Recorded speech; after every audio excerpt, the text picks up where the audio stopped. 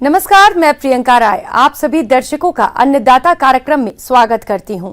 हमारे देश का किसान जन का पोषक है, वो श्रम का देवता है, अन्नदाता है, उसमें ही भारत की आत्मा निवास करती है।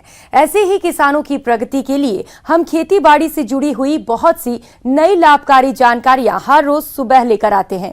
तो चलिए कार्यक्रम शुरू करने से पहले देखते हैं क्या है आज के अन्नदाता में। मूंग की उन्नत तकनीक से बुवाई करके ले अधिक उपज।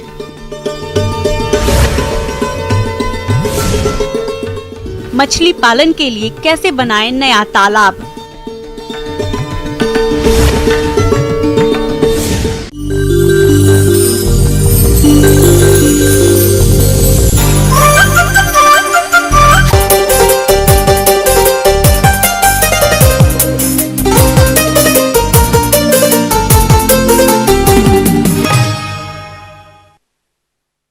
पिछले कुछ दिनों में अपने राज्य में बारिश काफी अच्छी हुई है और आने वाले दिनों में भी अच्छी बारिश की संभावना है।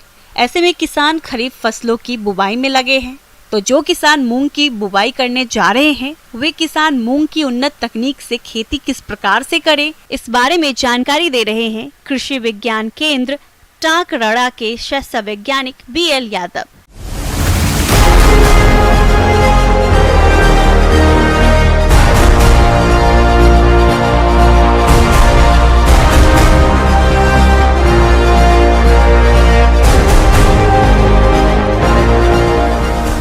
मूंग एक दलहनी फसल है, खरीफ की दलहनी फसल। मुख्य रूप से ये खरीफ में जायद में दोनों सीजन में होती है, लेकिन सबसे ज़्यादा जो इसका क्षेत्रफल है और सबसे ज़्यादा जहाँ उगाई जाती है वो खरीफ सीजन में हमारे राजस्थान में उगाई जाती है। और खरीफ में ये वर्षा आधारित असिंचित परिस्थितियों में होने वाली फसल है और ये बहुत ही कम अवधि वाली फसल है, शॉर्ट ड्यूरेशन जिसको कहते हैं। इन्हें 2 महीने में ये फसल उगाई से लेकर कटाई तक तैयार हो जाती है और किसान भाइयों को अच्छा मुनाफा मिलता है और फसलों की तुलना में। हम बात करें कि ये सभी प्रकार की भूमियों में उगाई जा सकती है, लेकिन इसमें विशेष ध्यान रखें जो मध्यम और जो बारी मिट्टी है उसमें थोड़ा सा इसका उत्पादन बहुत अच्छा आता है, हल्की मिट्टियों में थोड़ा उत्पादन कम आता है। तो इस प्रकार से भूमि का चयन करते समय किसान भाइयों को ध्यान रखना चाहिए। और ये दलहनी फसल होने के कारण हमारी भूमि की जो उर्वरा शक्ति है उसमें सुधार करती है और दूसरा इसमें बहुत ही कम खर्चे में ये फसल किसान भाई ले सकते हैं। मूंग की खेती दलहनी फसल के रूप में की जाती है। आज के समय में कई उन्नत किस्में विकसित हैं, जिनका चयन फसल अवधि और क्षेत्र के अनुसार करके किसान अच्छा मुनाफा कमा सकते हैं, जो इस प्रकार से है। हमारे किसान भाइयों को जो मूंग की फसल के बारे में हम जो बात करें तो इसमें सबसे महत्वपूर्ण जो उत्पादन बढ़ाने के लिए उन्नत किस्मों का उपयोग करना चाहिए किसान भाइयों को। RMG 268 है, RMG 62 है जो किस्में उन्नत किस्में हैं, RMG 344 है और SML 668 है, IPM 02-3 है, IPM 02-14 है और विराट है। और इसके बाद में हम बात करें मुख्य रूप से MH 421 है। इस प्रकार से उन्नत किस्में हैं, इनका यदि हम किसान भाई इन किस्मों का चयन करके यदि हम खेत में लगाते हैं तो निश्चित रूप से हमारी जो उत्पादकता में वृद्धि होती है। खेत की तैयारी। मूंग की बुआई के लिए पहली जुताई मिट्टी पलट हल से करनी चाहिए। इसके बाद 2 बार कल्टीवेटर से जुताई करके पाटा चलाकर खेत को समतल कर लिया जाता है। दीमक से बचाव के लिए क्लोरोपाइरीफॉस चूर्ण 20 किलोग्राम प्रति हेक्टेयर की दर से खेत की तैयारी के समय मिट्टी में मिलाना चाहिए।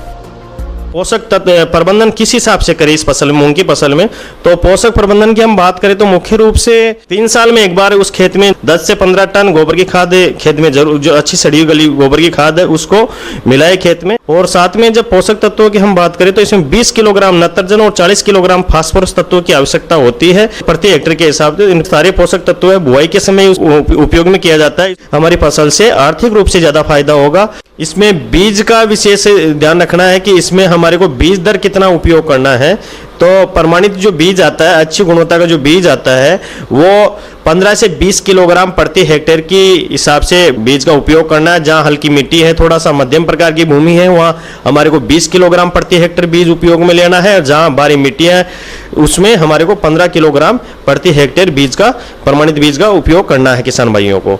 जिसमें बीजोपचार की हम लोग बात करें तो सबसे पहले जो थायरम जो दवा होती है उसका 2 से 3 ग्राम प्रति किलोग्राम बीज की दर से हम उपचारित करेंगे तो निश्चित रूप से इस प्रकार की जो बीमारियों का जो जोखिम रहता है वो काफ़ी कम हो जाता है। यदि दिमागी या सपेलट की समस्या है तो वहाँ जो कीटनाशी है, इमिडाक्लोपिड है, तो उससे उपचारित करके बिल्कुल लगाए। हम राइजोबियम कल्चर आता है, उस कल्चर से हम उपचारित करेंगे तो निश्चित रूप से जो इसकी जड़ों में ग्रंथियां पाई जाती हैं, उस ग्रंथियों से जो वातावरणीय नाइट्रोजन है उसका फिक्सेशन ये जो फसल है वो करती है, इसलिए उसको एक्स्ट्रा जो बहुत ज़्यादा जो है नाइट्रोजन देने की जरूरत नहीं होती है। भूमि में भी सुधार का काम करती है। उसका 5 से 10 ml प्रति किलो बीज के हिसाब से बुआई से पूर्व लगा के हम बुआई करेंगे तो निश्चित रूप से हमको इसका फायदा मिलेगा।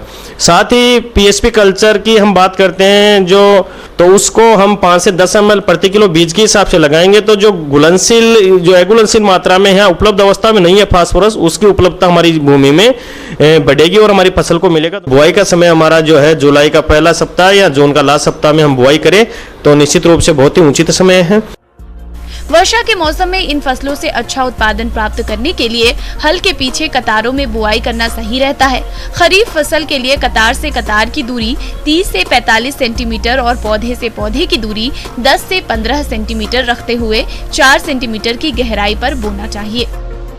खरपतवार जो है उनकी समस्या बहुत ज़्यादा होती है इस फसल में, क्योंकि ये फसलें शुरुआत में बहुत धीरे से बढ़ती है और धीरे से बढ़ने से खरपतवार बहुत तेज़ी से बढ़ते हैं। बुआई करें उस समय हमें जो पेंडामेथिलिन नाम की जो हमारी जो खरपतवारनाशी है उसका हम उपयोग करेंगे। बुआई करने के बाद बीज उगने से पहले, तो उस टाइम में हमारी फसल में जो शुरुआती अवस्था में खरपतवार जो उगते हैं उसका बहुत अच्छा प्रबंधन होता है और फसल हमारी जो है खरपतवारों से ऊपर निकल जाती है। और बाद में जब खरपतवार उगते हैं तो हमें 15 से 20 दिन पे निराई गुड़ाई कर सकते हैं। फसल में एरिएशन उसकी जड़ों में अच्छा होगा तो निश्चित रूप से उसकी बढ़वार अच्छी होगी, बढ़वार अच्छी होगी तो उपज भी अच्छी आएगी।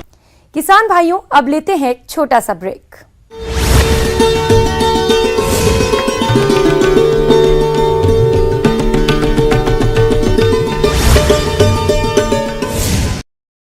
ब्रेक के बाद आप सभी दर्शकों का अन्नदाता में स्वागत है।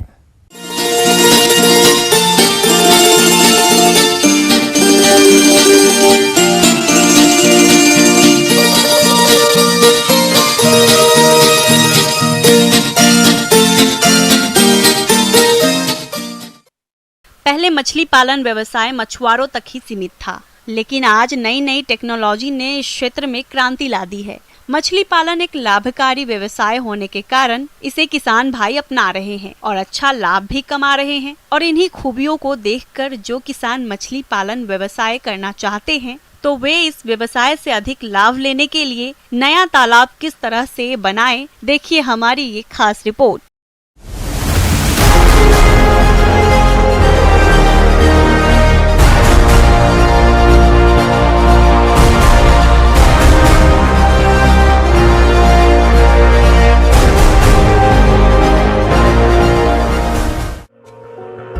मछली पालन में तालाब का सही प्रबंधन बहुत ही जरूरी होता है। आप नए तालाब का निर्माण करवाना चाहते हैं या पुराने तालाबों की मरम्मत, क्योंकि अगर तालाब में किसी तरह की समस्या होगी तो मछलियों में रोग आएंगे, उनका विकास ठीक से नहीं होगा और किसानों का नुकसान होगा। तो आइए पहले बात करते हैं नए तालाब की। तो नए तालाब की योजना बनाने से पहले किस तरह की मछली पालनी है यह तय कर लें। आजकल कार्प मछलियों के अलावा अन्य प्रजातियों का भी किसान पालन कर रहे हैं। कार्प मछलियों के लिए कम से कम 1 एकड़ का तालाब होना जरूरी है। अगर आप सघन मछली पालन करना चाहते हैं तो छोटे छोटे तालाब में भी कर सकते हैं। ऐसे तालाब में पंगेशियस और तिलापिया जैसी मछलियों का पालन किया जा रहा है। आप चाहे जिस मछली का पालन करना चाहते हैं, बाजार मांग को समझ लें। तो आइए नए तालाब के निर्माण पर बात करते हैं। नया तालाब निर्माण के लिए अपने जिले में जिला कृषि अधिकारी से संपर्क करके पहले इसकी जानकारी लें। किसान भाइयों, तालाब निर्माण से पहले यह तय कर लें कि हमारी मिट्टी कैसी है, क्योंकि बलुई मिट्टी में पानी रुकने में समस्या रहती है। चिकनी मिट्टी हो, दोमट मिट्टी हो या काली मिट्टी हो, इस तरह की मिट्टियों में तालाब निर्माण करवा सकते हैं। जगह ऐसी होनी चाहिए जहां पूरे दिन सूर्य की रोशनी आती हो। तालाब का आकार आयताकार होना ठीक रहता है। दिशा पूरब पश्चिम रखें। गहराई कम से कम 1.5 मीटर होनी चाहिए। तालाब में वर्षा का पानी या अन्य जल स्रोत से पानी लाने और अधिक पानी के निकास के लिए इनलेट और आउटलेट जरूर लगवाएं। यह कार्य आप जून से पहले कर लें। तालाबों के किनारे पर अगर आप पेड़ लगाना चाहते हैं तो इस बात का ध्यान रखें कि ऊंचे आकार वाले पेड़ उत्तर दिशा में ही हो और पूर्व, पश्चिम और दक्षिण दिशा में छोटे पौधे लगाएं जिसकी ऊंचाई 10 फीट से अधिक ना हो। पुराने तालाब की मरम्मत के लिए पहले आप तालाब से पूरी मछलियों को निकाल लें और तालाब का पूरा पानी पूरी तरह से सूखने के बाद 1 फीट मिट्टी निकलवा लें और उस मिट्टी से बंधों को मजबूत कर दें। उसके बाद तालाब में अच्छी तरह से धूप लगने दें और हो सके तो जुताई भी करवा दें। नए तालाब हो या पुराने तालाब, अब आपको तालाब में प्राकृतिक आहार तैयार करने के लिए खाद और चूने का प्रयोग करना है, जिसका सही समय जून का महीना होता है।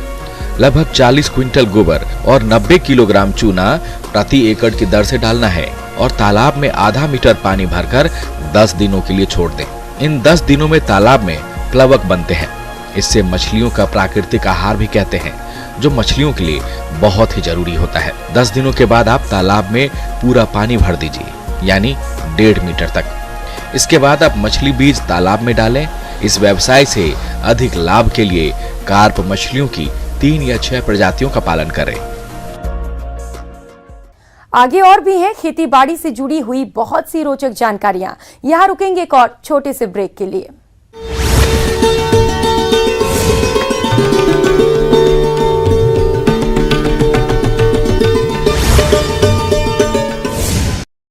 ब्रेक के बाद एक बार फिर आप सभी दर्शकों का अन्नदाता कार्यक्रम में स्वागत है।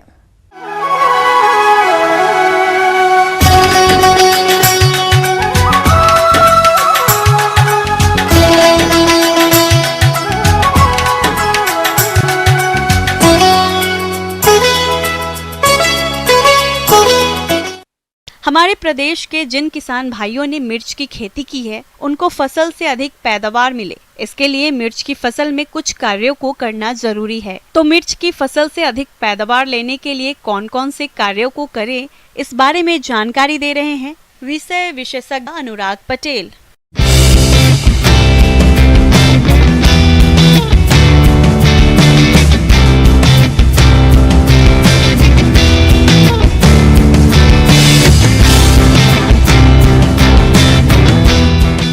इस समय आपके लिए ज़रूरी हो जाता है कि फसलों का ऐसा प्रबंधन किया जाए ताकि अच्छा से अच्छा उत्पादन आए। किसान भाइयों, इस समय आपकी मिर्च की फसल फलन की अवस्था में होगी। आज हम समसामयिकी की बात करेंगे। तो किसान भाइयों, सबसे पहले तो आपको खरपतवार प्रबंधन है। यदि आपने मेड़ पर फसल को लगा रखा है और पॉली मल्चिंग कर रखी है तो खरपतवार की बहुत ज़्यादा समस्या आपके खेत में नहीं आएगी। अगर आजू बाजू खेत में मेड़ों पर कोई प्रकार के खरपतवार हैं तो उनको उखाड़कर उनको नष्ट कर दें। किसान भाइयों, मिर्च की फसल से अच्छा उत्पादन प्राप्त करने के लिए फसल में सही समय पर सिंचाई करना तो जरूरी होता ही है। साथ ही साथ मिर्च में घुलनशील उर्वरकों का संतुलित मात्रा में प्रयोग करना भी जरूरी होता है। इसलिए आप इन कार्यों पर विशेष ध्यान दें। किसान भाइयों, दूसरी बात है जल प्रबंधन की। जल जो है, जैसा कि आप जानते हैं, फसलों के लिए नमी बनाए रखना बहुत ज़रूरी है। फसलों में खासकर मिर्च के खेत में पानी का भराव एकदम से नहीं होना चाहिए, ना ही पानी की कमी होना चाहिए, मतलब कि एकदम से सूख जाए। अगर आपने मेड़ों पर लगा रखा है, ड्रिप सिस्टम लगा रखा है, तो दिन में 1 घंटा रोज़ अगर आप ड्रिप चला देते हैं तो फसलों के लिए पर्याप्त नमी मिल जाएगी। किसान भाइयों, जैसा कि जानते हैं कि ये जो फसलें हैं, इसमें अगर जल जमा हो जाता है तो इनमें कई प्रकार के रोग लग जाते हैं, जैसे जड़ सड़न रोग और तना विगलन रोग। इससे हमारी फसल सूख जाती है और फसल को नुकसान हो जाता है। जल भराव नहीं होना चाहिए। जल भराव को निकासी की नाली से उसको अगर ज़्यादा पानी है तो निकाल देना चाहिए। किसान भाइयों, अब आता है बात पोषक प्रबंधन की। तो फसलों में पोषक तत्व तो बहुत ही महत्वपूर्ण होते हैं। आपने बुआई के समय जो भी पोषक तत्व दिए रहे होंगे, इसके बाद भी आप NPK का एक घोल जो है छिड़काव कर सकते हैं। उन 10-15 दिन में 200 लीटर पानी में घोलकर 1 लीटर 1 एकड़ के लिए सफिशिएंट होता है। 1 किलोग्राम NPK 19-19-19 या 052-34 का छिड़काव, 00-50 का भी छिड़काव कर सकते हैं। किसान भाइयों, इससे क्या है, पुष्प नहीं गिरते हैं और फलन अच्छी आती है। उसकी जो फल हैं मजबूत आते हैं, बड़े मोटे होते हैं और उसमें अच्छा भराव रहता है और तीखापन भी अच्छा आता है। किसान भाइयों, मिर्च की फसल लगाने मात्र से आपको अच्छा मुनाफा नहीं मिल सकता है, क्योंकि इस फसल में कई तरह के कीट और रोगों का प्रकोप होता है जो कि फसल को भारी नुकसान पहुंचाते हैं। इसलिए आप इनकी पहचान करके सही समय पर नियंत्रण करें। किसान भाइयों, अब हम बात करेंगे फसल सुरक्षा की। जैसा कि आप जानते हैं कि मिर्ची की फसल में रस चूसक कीट बहुत ही हानिकारक कीट हैं। इसमें जो कीट आते हैं वो जैसिड हैं, एफिड हैं, व्हाइट फ्लाई हैं। छोटे छोटे कीट होते हैं जो पत्तियों पर आकर रस चूसते हैं और रस चूसते हैं तो उनकी पत्तियां जो हैं कटोरी नुमा हो जाती हैं, सिकुड़ जाती हैं, प्रकाश संश्लेषण की क्रिया बाधित हो जाती है। इससे हमारी फसल की बढ़वार कम हो जाती है, फल फूल कम आते हैं और फसल की पैदावार में बहुत ही भारी नुकसान होता है। अगर इस प्रकार के कीट आपके खेतों में दिख रहे हैं तो इसमें 1 ग्राम इमिडाक्लोप्रिड प्रति लीटर पानी के साथ घोल मिलाकर आप छिड़काव कर देते हैं तो, या फिर 0.5 ग्राम थायोमिथाक्साम प्रति लीटर जो है छिड़काव करते हैं तो आपको जो है इन दोनों कीटों से निजात मिल जाएगी। इसके अलावा दूसरा जो सबसे खतरनाक और महत्वपूर्ण बीमारी है इसके लिए है वो है वायरस की बीमारी है। ये है चुर्रा मुर्रा रोग जिसको कहते हैं, विषाणु जनित रोग है, ये मोज़ेक रोग है। ये रोग जो है सफ़ेद मक्खी से एक पौधे से दूसरे पौधे में फैलाए जाते हैं और पत्तियों पर इनका असर दिखेगा, पत्तियां करली हो जाएंगी, पत्तियां कटोरे नुमा हो जाएंगी। और अगर इस प्रकार के कोई सफ़ेद मक्खी आपके खेत में दिख रही हैं और वायरस जनित कोई बीमारी आपके खेत में दिख रही है, चुर्रा मुर्रा टाइप का रोग से ग्रसित कोई पौधा है, तो सबसे पहले हम उन पौधों की पहचान करते हैं। पहचान करने के बाद खेत से उनको उखाड़ के उनको ले जाके आजू बाजू में कहीं ज़मीन के नीचे गाड़ देना चाहिए, क्योंकि सफ़ेद मक्खी इसको फैलाती है। तो सफ़ेद मक्खी के प्रबंधन के लिए हमें जो है इमिडाक्लोप्रिड 1 ग्राम प्रति लीटर की दर से छिड़काव कर देने से ये कीट जो है समाप्त हो जाता है। किसान भाइयों, मेरे द्वारा बताई गई बात जो है आपको यदि आप अमल में लाते हैं तो निश्चित तौर पर आप अच्छा उत्पादन पाएंगे और अच्छा लाभ कमा पाएंगे खेती।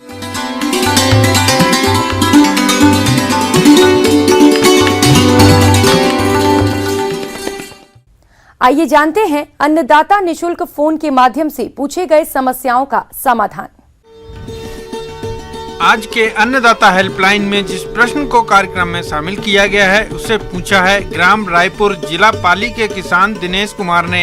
आप मिनरल बट्टिका बनाने पर जानकारी चाहते हैं तो दिनेश कुमार जी आपकी जानकारी के लिए प्रस्तुत है कार्यक्रम का यह अंश।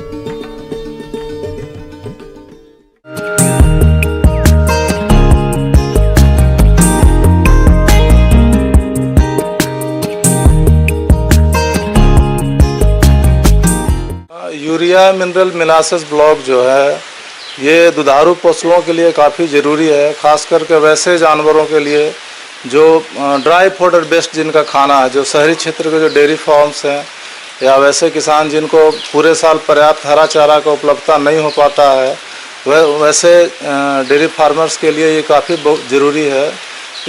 इसमें नाम से ही क्लियर है, यूरिया मिनरल मोलासेस ब्लॉक, यानी ये ईंट के फॉर्म में ब्लॉक होता है, लीक होता है, जो दुधारू पशुओं के लिए चाटने के लिए उसको रखते हैं। जनरली उसको जहाँ पे गायें हमारे दुधारू गायें खाती हैं उसी के नाद के पास रखा जाता है। पशु चॉकलेट यानी कि मिनरल बट्टिका को गुड़, urea, molasses, sodium bentonite, calcite powder, गेहूं का चोकर, राइस पॉलिश, कुल्थी, खनिज मिश्रण, नमक और अन्य सामग्री के उपयुक्त अनुपात में मिश्रण के द्वारा तैयार किया जाता है। ये दुधारू पशुओं के लिए ऊर्जा, प्रोटीन और खनिज तत्वों को आसानी से उपलब्ध कराने का बेहतर स्रोत है। इसमें मोलासेस है जो एक एनर्जी का सोर्स है, यूरिया डाला जाता है, व्हीट ब्रान का इस्तेमाल होता है, उसके अलावा बेंटोनाइट्स वगैरह यूज करते हैं।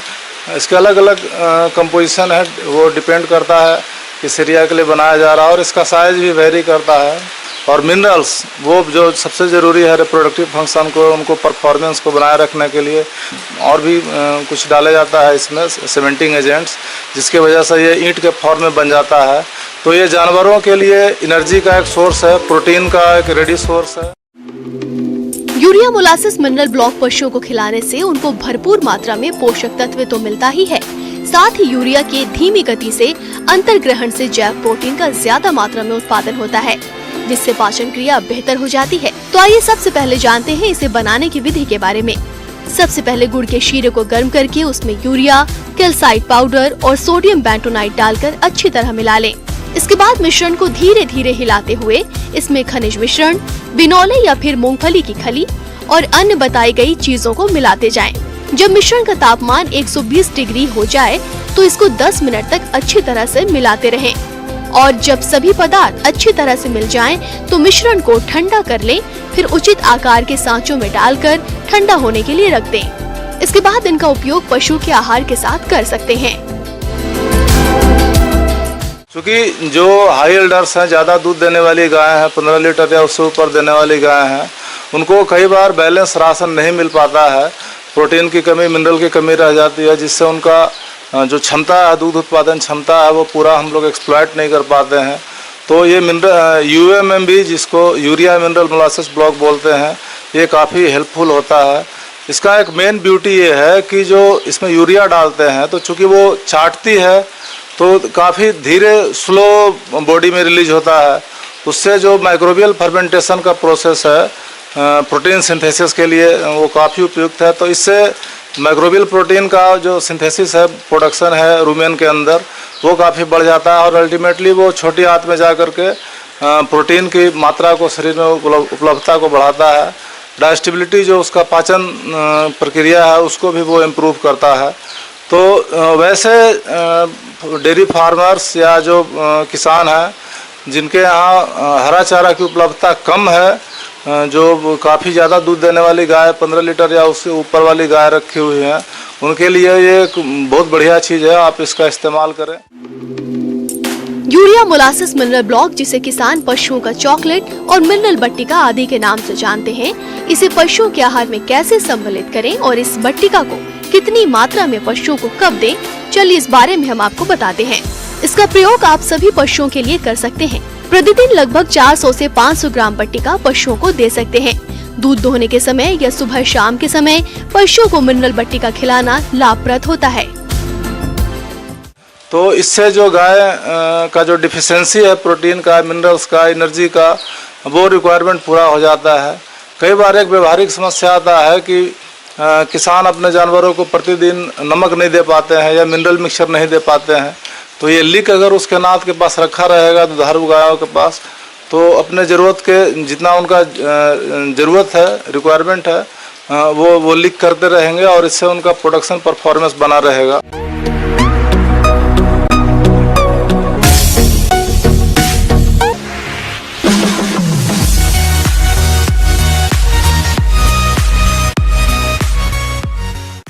एक नजर डालते हैं राज्य की कुछ मंडियों के प्रमुख फसलों के बाजार भाव पर।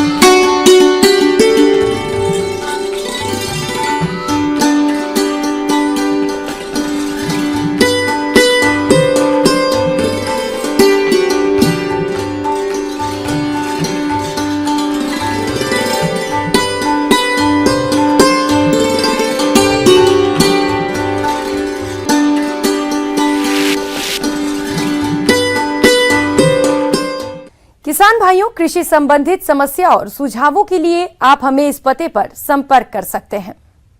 प्रोड्यूसर अन्नदाता news 18 Rajasthan, Ramoji film city, Hyderabad 501512। साथ ही आप हमें ईमेल भी कर सकते हैं। हमारा ईमेल है p18annadatarajasthan@news18.com। इसके अतिरिक्त आप हमें निःशुल्क हेल्पलाइन नंबर 1800-8892-163 पर सोमवार से शनिवार सुबह 10 से शाम 4 बजे के बीच संपर्क कर सकते हैं। अब समय हो रहा है आपसे विदा लेने का। कल फिर मुलाकात होगी कृषि से जुड़ी महत्वपूर्ण जानकारियों के साथ। तब तक के लिए नमस्कार।